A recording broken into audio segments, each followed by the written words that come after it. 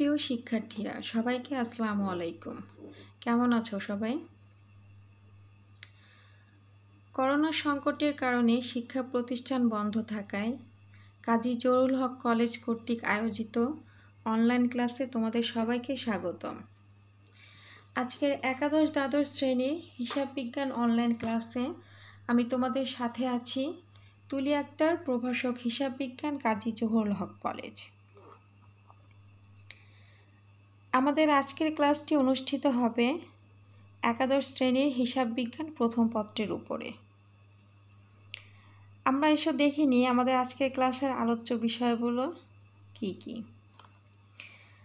আজকে যে বিষয়গুলো আলোচনা করা হবে তা হচ্ছে হিসাব বিজ্ঞান প্রথম পত্রের সিলেবাস পরিচিতি, প্রশ্নপত্রের মান বন্টন, হিসাব বিজ্ঞান সম্পর্কিত প্রাথমিক আলোচনা ও পরবর্তী ক্লাসের পাঠ্যসূচি।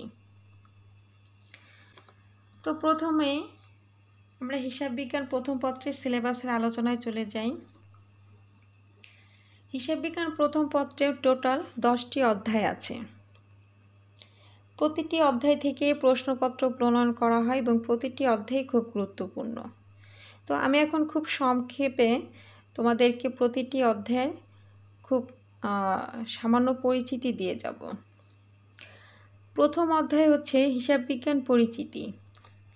এই অধ্যায়টিতে মূলত হিসাব বিজ্ঞান সম্পর্কিত ধারণা, সংজ্ঞা, হিসাব বিজ্ঞানের গুরুত্ব, এরপর হচ্ছে লেনদেন, হিসাব সমীকরণ ইত্যাদি বিষয় নিয়ে আলোচনা করা হয়েছে। দ্বিতীয় অধ্যায় হচ্ছে হিসাবের বইসমূহ। এই অধ্যায়ে আলোচনা করা হয়েছে দুতরফা দাখিলা পদ্ধতি, জাবেদা, খতিয়ান ও নগদান বই নিয়ে। তৃতীয় অধ্যায় ব্যাংক সমন্বয় বিবরণী। ব্যাংক সমন্বয় বিবরণী তোমাদের কাছে নতুন, এটা সম্ভবত তোমরা নবম দশম শ্রেণীতে পাওনি। তো এটা কোনো বিষয় না, এটা খুবই সহজ একটি অধ্যায়। ব্যাংক সমন্বয় বিবরণী মূলত হচ্ছে যে একটি প্রতিষ্ঠানের নগদান বইয়ের ব্যালেন্স আর ব্যাংক কর্তৃপক্ষের যে ব্যাংক বিবরণী ব্যালেন্স, এই দুইটার মধ্যে যে গড়মিল থাকে সেটাকে সমন্বয় করার পদ্ধতি নিয়ে হচ্ছে এই ব্যাংক সমন্বয় বিবরণী অধ্যায়টা। চতুর্থ অধ্যায় রেওয়া মিল, এটা সম্পর্কে তো তোমাদের বেসিক ধারণা আছে, তোমরা এর আগে যা শিখেছ এখানেও তাই। পঞ্চম অধ্যায় হিসাব বিজ্ঞানের নীতিমালা। এই অধ্যায়টি মোটামুটি অনেক গুরুত্বপূর্ণ একটি অধ্যায়। এখান থেকে কোনো সৃজনশীল প্রশ্ন হয় না, কারণ এখানে কোনো অঙ্ক নাই, কিন্তু এমসিকিউ প্রশ্ন হয়। এখানে মূলত হিসাব বিজ্ঞানের যত প্রকার নীতি আছে, ধারণা, প্রথা, এগুলোই নিয়ে হচ্ছে এই হিসাব বিজ্ঞানের নীতিমালা অধ্যায়টি। ষষ্ঠ অধ্যায় হচ্ছে প্রাপ্য হিসাব সমূহের হিসাব রক্ষণ। প্রাপ্য হিসাব সমূহ বা বিবিধ দেনাদার, এখানে মূলত নতুন বা পুরাতন অনাদায়ী পাওনার পরিমাণ, অনাদায়ী পাওনা সঞ্চিতির পরিমাণ, প্রাপ্য হিসাব সমূহের পরিমাণ, এগুলো নির্ণয় করা হয়। সপ্তম অধ্যায় কার্যপত্র, এটাও তোমাদের জন্য নতুন একটি অধ্যায়। এটি একটি খসড়া মাত্র।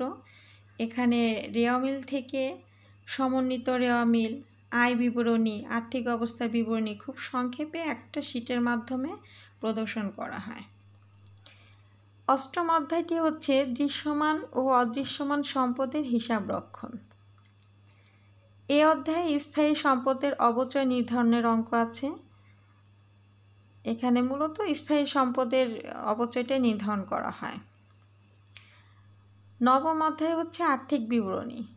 খুবই গুরুত্বপূর্ণ একটি অধ্যায়, কারণ এই নবম অধ্যায় থেকে তোমাদের পরীক্ষায় 2টি প্রশ্ন আসে এবং 2টিরই অ্যান্সার করতে হয়, পুরো 20 মার্কসের 2টি প্রশ্ন। দশম অধ্যায় এবং সর্বশেষ অধ্যায় হচ্ছে একতরফা দাখিলা পদ্ধতি। একতরফা দাখিলা পদ্ধতি আর্থিক বিবরণীর মধ্যে তো খুব সামান্য পার্থক্য, তা তোমরা জানোই। আর্থিক বিবরণীর যে রিকোয়ারমেন্টগুলো থাকে তা তোমরা দুতরফা দাখিলা পদ্ধতি নিয়ম অনুযায়ী করো, আর একতরফা দাখিলা পদ্ধতি তো একতরফার নিয়মেই করতে হয়। একতরফা দাখিলা পদ্ধতির অঙ্ক তোমরা এর আগে করেছো। তো মোটামুটি 10টি অধ্যায়ের মধ্যে শুধু 2টি নতুন অধ্যায় তোমাদের জন্য, এক হচ্ছে কার্যপত্র আর হচ্ছে ব্যাংক সমন্বয় বিবরণী। তাছাড়া মোটামুটি সবই তোমাদের মানে এই অধ্যায়গুলো সম্পর্কে একটা বেসিক ধারণা অলরেডি তোমাদের আছে। তো প্রিয় শিক্ষার্থীরা, এখন আমরা দেখব যে তোমাদের এই সিলেবাসের আলোকে কী ধরনের প্রশ্ন হয় এবং সে প্রশ্নের মান বন্টন, সময়, প্যাটার্ন ইত্যাদি। প্রশ্নপত্র দুই পার্টে হয়, সৃজনশীল প্রশ্ন আর হচ্ছে বহু নির্বাচনী প্রশ্ন। সৃজনশীল প্রশ্নটি হয় 70 নম্বরের আর বহু নির্বাচনী প্রশ্ন হয় 30 নম্বরের। এখন আমরা সৃজনশীল প্রশ্নের প্যাটার্নটা দেখি। এখানে পূর্ণমান হচ্ছে 70, সময় হচ্ছে 2 ঘন্টা 30 মিনিট। সৃজনশীল প্রশ্নে টোটাল 11 সেট প্রশ্ন থাকে। 2 বিভাগে থাকে, ক বিভাগ ও খ বিভাগ। ক বিভাগে তোমাদের বইয়ের নবম অধ্যায় আর্থিক বিবরণী থেকে 2টি সৃজনশীল প্রশ্ন থাকবে এবং 2টি প্রশ্নের উত্তর দিতে হবে, এখানে 20 নম্বর। আর খ বিভাগে এ নবম অধ্যায় ব্যতীত অন্যান্য যে অধ্যায়গুলো আছে সেখান থেকে মোট 9টি সৃজনশীল প্রশ্ন থাকবে, যে কোনো 5টির উত্তর দিতে হবে। এই ক বিভাগ থেকে 2টি আর খ বিভাগ থেকে যে কোনো 5টি, এই টোটাল 60টি প্রশ্নের অ্যান্সার তোমাদের করতে হয়। সৃজনশীল প্রশ্নের অভ্যন্তরীণ প্যাটার্নটা হচ্ছে তোমার মানে এখানে সৃজনশীল প্রশ্নে টোটাল নম্বর থাকে 10।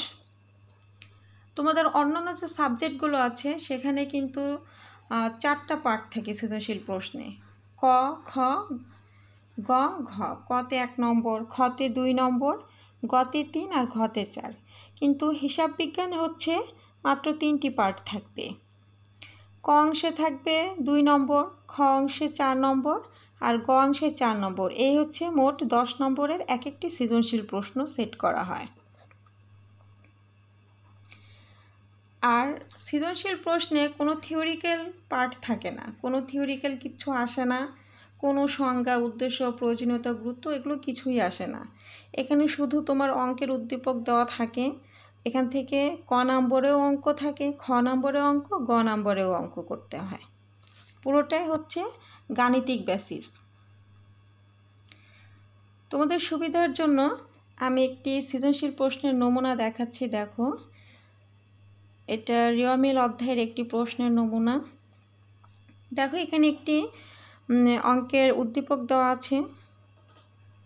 ক নম্বরের রিকোয়ারমেন্টের জন্য 2 নাম্বার দেখো, খ নম্বরে 4 আর গ নম্বরের জন্য 4 মার্কস, এই টোটাল 10 মার্কস।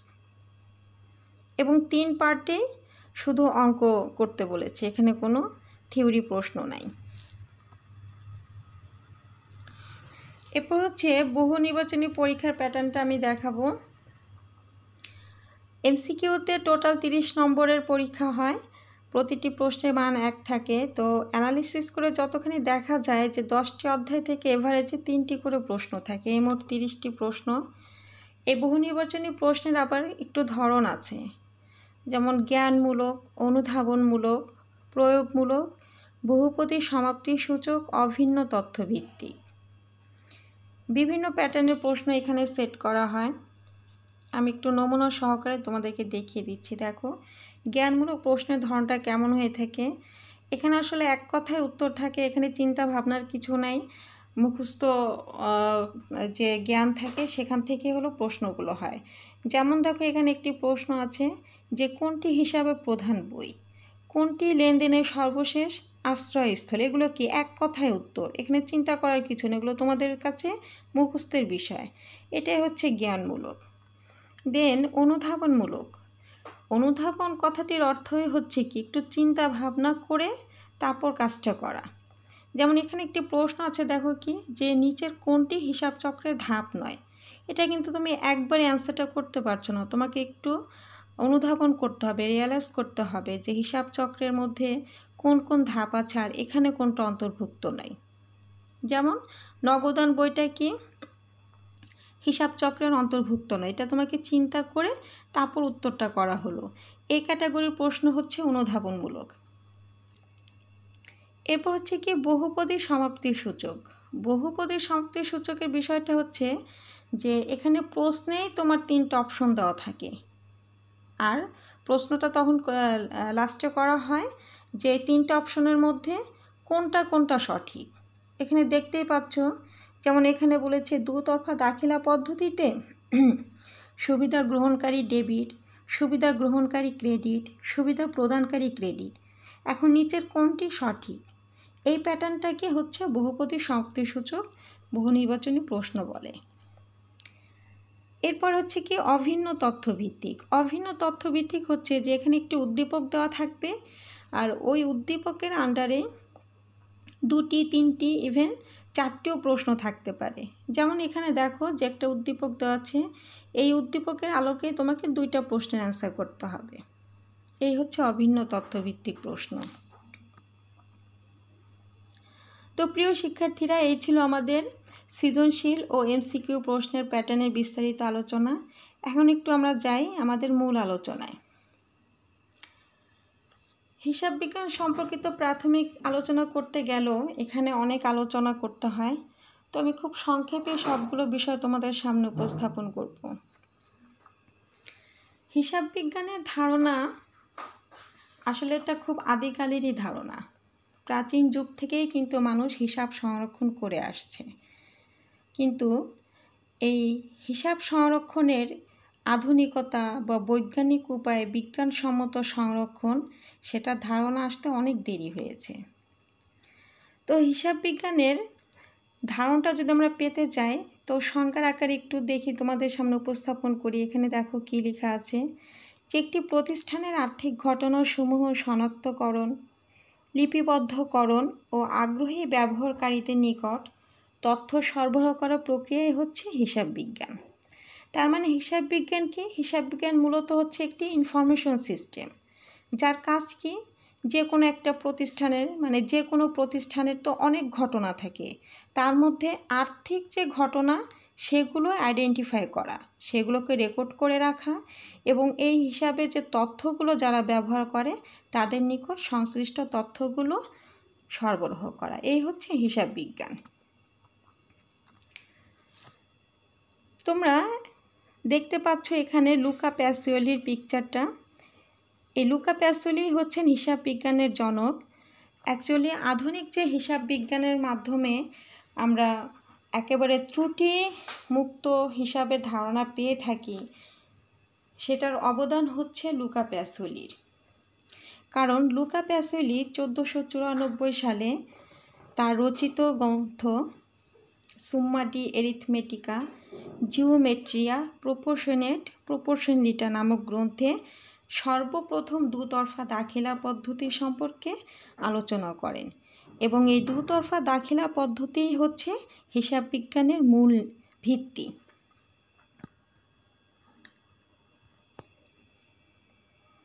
এই হচ্ছে হিসাব বিজ্ঞান সম্পর্কিত প্রথম গ্রন্থ। এটি রচনাকাল হচ্ছে 1494 সাল। আজকের ক্লাসের আলোচনা আমি এখানেই শেষ করছি। নেক্সট ক্লাসে হিসাব বিজ্ঞান সম্পর্কিত আরও কিছু আলোচনা করব এবং একটি নতুন অধ্যায় শুরু করব।